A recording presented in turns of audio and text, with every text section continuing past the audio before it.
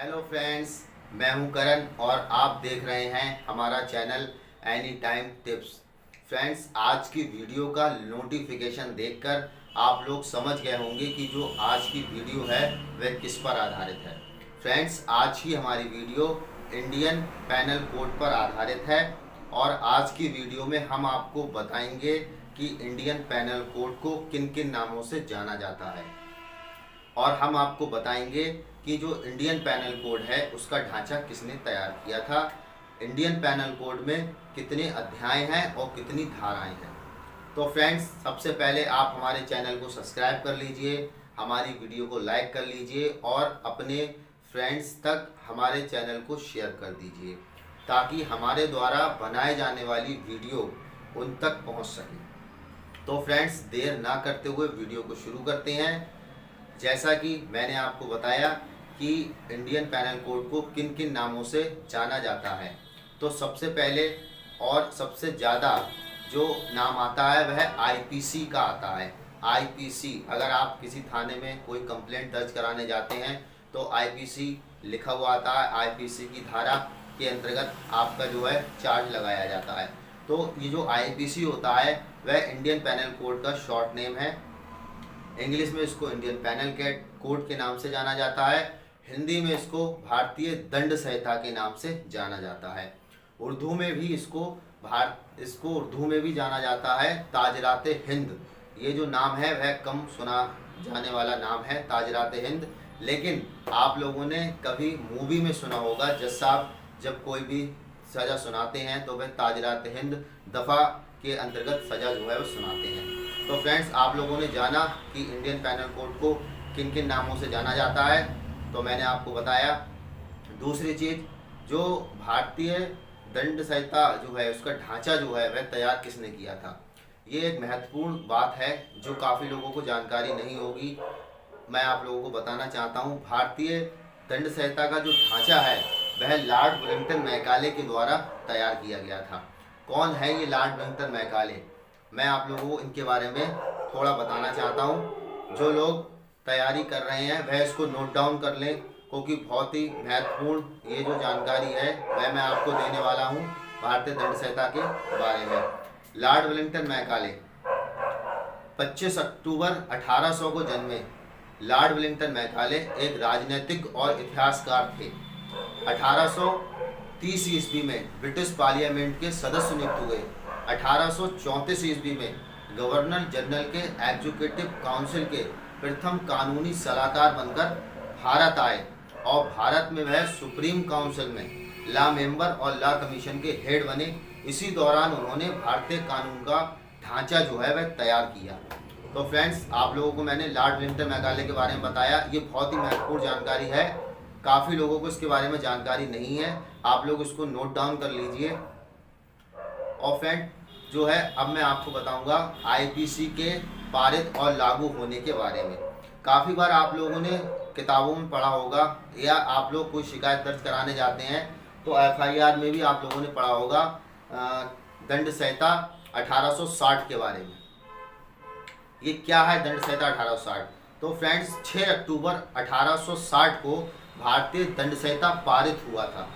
ये पारित होने की तिथि है। और 1 जनवरी 1862 को भारतीय दंड संहिता लागू हुआ था। ये लागू होने की तिथि है। ये दोनों बहुत ही महत्वपूर्ण तिथियां हैं, आप लोग इसको भी नोट डाउन कर सकते हैं। काफ़ी बार पूछा जाने वाला प्रश्न है, चाहे वो पुलिस के एग्ज़ाम हो, चाहे वो लॉ से संबंधित कोई एग्ज़ाम हो, उसमें काफ़ी बार ये पूछा जाता है। तो आप लोग कभी कभार गलत इसका जो है आंसर दे देते हैं कि पारित होने की तिथि जो है वो 1860, आप लागू होने की तिथि में लिख देते हैं।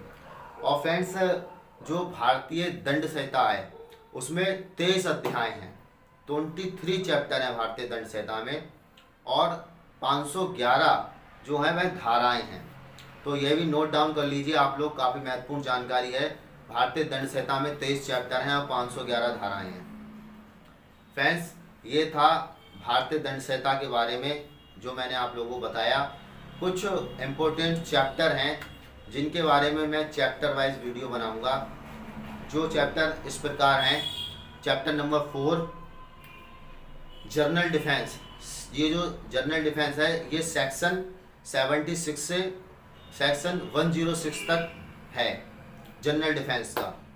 दूसरा चैप्टर है chapter number 16 offence against body, शरीर से संबंधित अपराध। ये सेक्शन 299 से सेक्शन 377 तक जो है वह अफेंस अगेंस्ट बॉडी के सेक्शंस हैं।